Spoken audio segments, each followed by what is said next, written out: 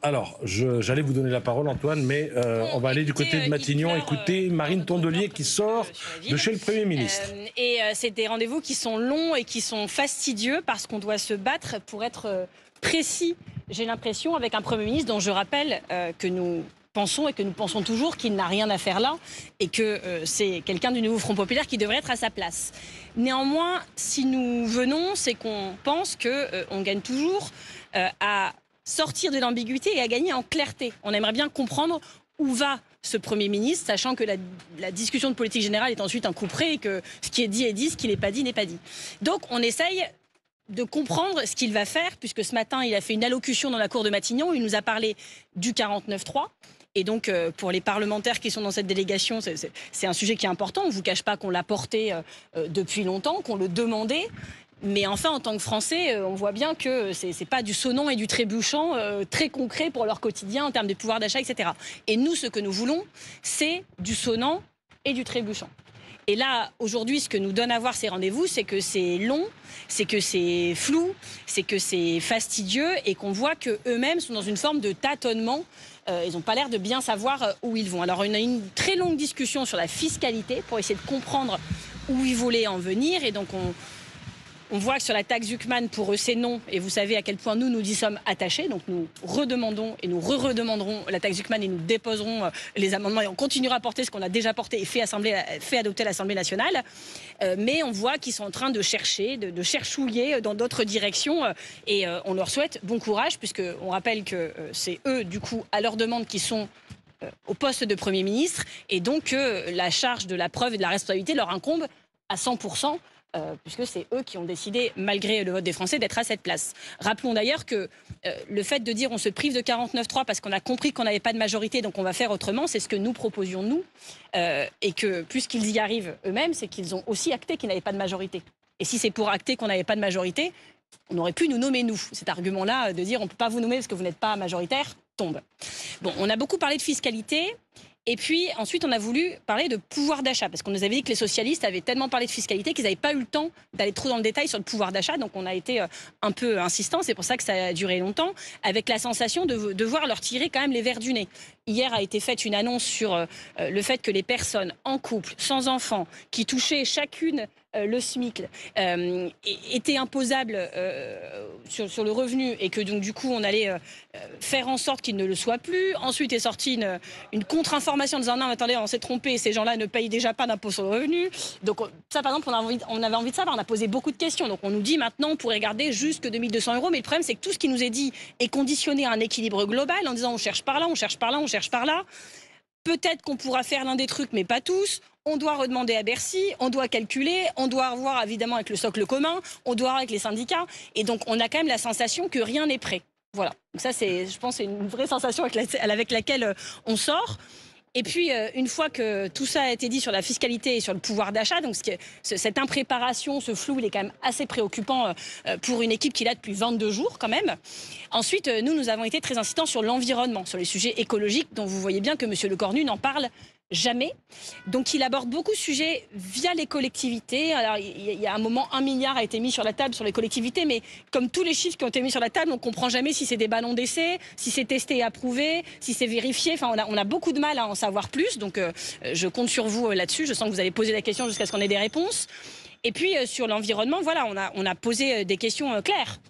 Quand on nous parle, par exemple, beaucoup dans les rangs de M. Retailleau, de multirécidiviste, que c'est très très grave, aujourd'hui, l'État est un multirécidiviste, multicondamné sur des décrets illégaux qui sont pris chaque semaine, chaque mois sur la biodiversité. Ils prennent des décrets en sachant qu'ils sont illégaux et que les écologistes, les associations, les politiques gagneront 3 ans après en justice. Donc ça, par exemple, c'est des choses qu'on a posées. On a posé aussi des choses sur le respect des droits humains, de l'état de droit, parce qu'aujourd'hui, les préfectures, voilà, sur des gens qui travaillent, qui sont en France, qui demandent des titres de séjour, qui demandent le renouvellement des titres de séjour, le respect des délais n'est pas tenu et met des gens en difficulté. Donc vous voyez, on demande des choses simples, tels que le respect de l'état de droit, de la réglementation et de la loi que les parlementaires ont votée. Et puis, on a demandé des avancées aussi. Alors, je ne vous refais pas toutes nos mesures, vous les connaissez, mais en termes de pouvoir d'achat, par exemple, on a demandé des choses précises. On a dit, mais est-ce que vous ne pouvez pas regarder une augmentation des APL ? Vous les avez baissés de 5 € arbitrairement. 5 € de plus, ça ne suffira pas. Mais est-ce que si on augmentait les APL, là, ça ne toucherait pas de manière très, très concrète les Français ?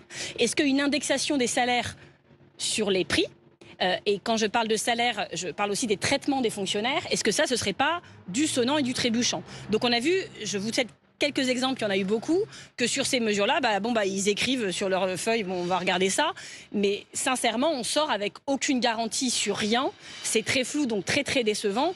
Si j'ai bien compris, il y a quelques jours de la discussion de politique générale, donc j'ai pas bien compris quand elle serait, et on ne nous a pas donné de date, mais on nous avait dit, on a lu chez vous, que ce serait début de semaine prochaine. Le timing, quand même, est de plus en plus serré. J'ai pas l'impression qu'il y ait une accélération des propositions et de la préparation à l'approche de la fin de la semaine et donc du début de la semaine prochaine. Donc, je sors assez perplexe. Ça a été long parce que ça a été dur de leur tirer les verres du nez. C'est pas pour autant que ça a été clair et qu'on sort avec des choses très précises ni très convaincantes. Voilà. À ce stade, c'est toujours la censure suite à ce rendez-vous. Eh bien, les écologistes sont constants. Et effectivement, nous avons dit qu'il y a 3 sujets qui, pour nous, sont extrêmement importants.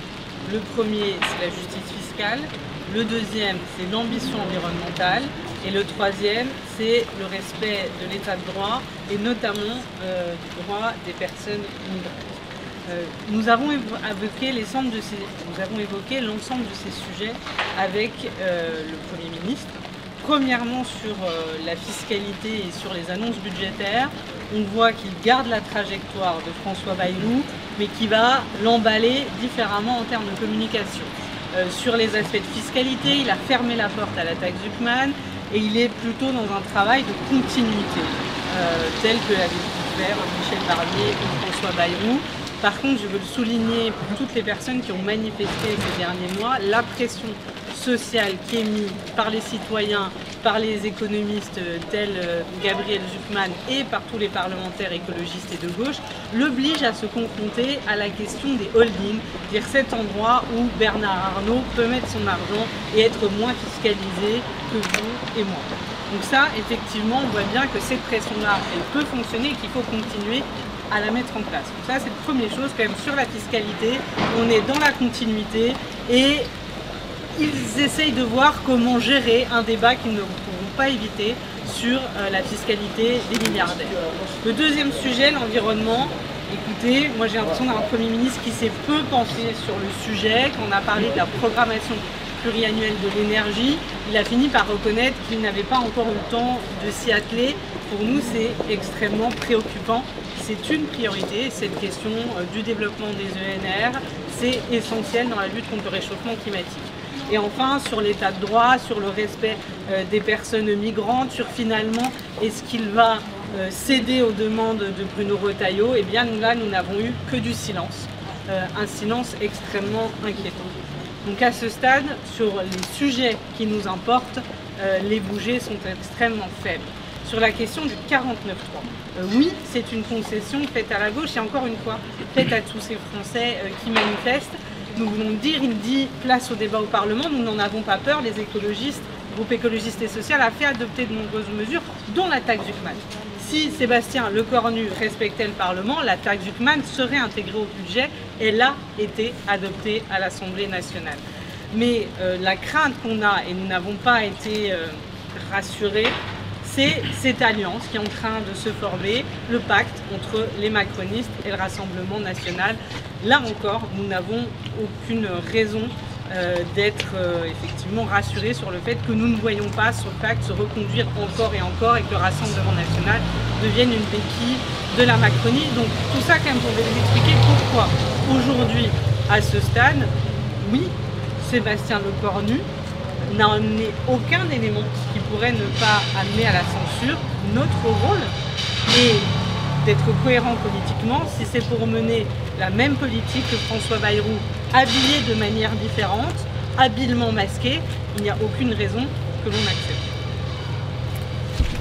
Mais en réalité, on a été face à l'homme de la continuité. l'homme de la continuité alors que les Françaises et les Français attendent de la rupture. C'est ce qu'ils ont dit à travers leur vote il y a un an. Ils veulent une autre politique. Et en face de nous, on a eu quelqu'un qui nous a expliqué effectivement d'une manière très différente de ce qu'a pu faire François Bayrou, mais comment en gros il allait faire la même chose.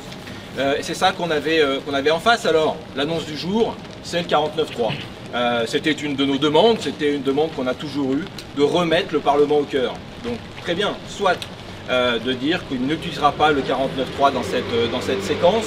Ça va redonner effectivement, je dirais, de l'oxygène au Parlement, qui est bienvenu, heureusement, parce que ce Parlement il est légitime, parce qu'il a été élu par les Françaises et les Français. Ça c'est une chose. Mais à l'intérieur, nous ce qu'on attend, c'est des lignes, c'est une ligne de conduite, c'est un cap politique. Et pour l'instant on est totalement dans le flou. Et puis l'autre aspect qui est particulièrement dangereux, particulièrement inquiétant, c'est est-ce que à l'intérieur de ce Parlement, à l'intérieur de cette ligne politique, on sera dans un cadre républicain? Est-ce qu'on va fonctionner avec ceux qui ont appelé au front républicain? Ou est-ce qu'on va être dans une politique des petits pactes avec l'extrême droite, comme on l'a vu à l'Assemblée nationale hier, qui est totalement inacceptable? Donc oui, nous sommes particulièrement inquiets. Nous sommes particulièrement inquiets en sortant de ce rendez-vous, parce qu'on a cette inquiétude justement avec cette alliance avec l'extrême droite, avec les idées de l'extrême droite, mais on est aussi particulièrement inquiet parce que nous n'avons eu aucune réponse et aucune ligne. L'écologie, c'est nous qui en avons parlé à la fin du rendez-vous parce qu'on attendait que ce sujet-là vienne. Rien de la part de Sébastien Lecornu sur ces sujets-là. Et je rappelle qu'avec François Bayrou, c'est 43 reculs sur la question environnementale. Est-ce qu'on va continuer dans ce sens-là? Donc aujourd'hui, moi je serai à la fois inquiet, nous sortons inquiets pour le pays, parce que c'est particulièrement pour le pays, parce qu'il y a besoin effectivement d'une stabilité, il y a besoin d'une vision politique que nous n'avons pas. Donc à ce stade, évidemment que je ne vois pas d'autre solution que de censurer. On a un Premier ministre, il est là, il doit donner ce cap-là, il y aura une déclaration de politique générale, je dirais que la balle est dans son camp. Merci beaucoup.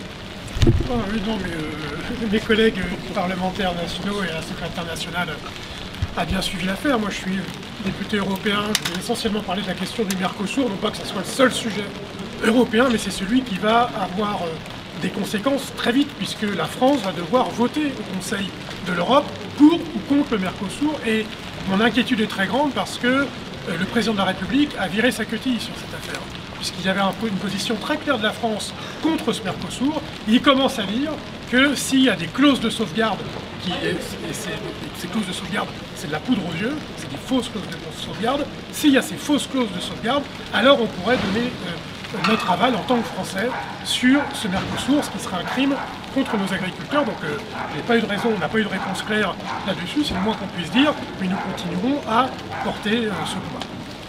Message de service aux agriculteurs, les écologistes ont été les seuls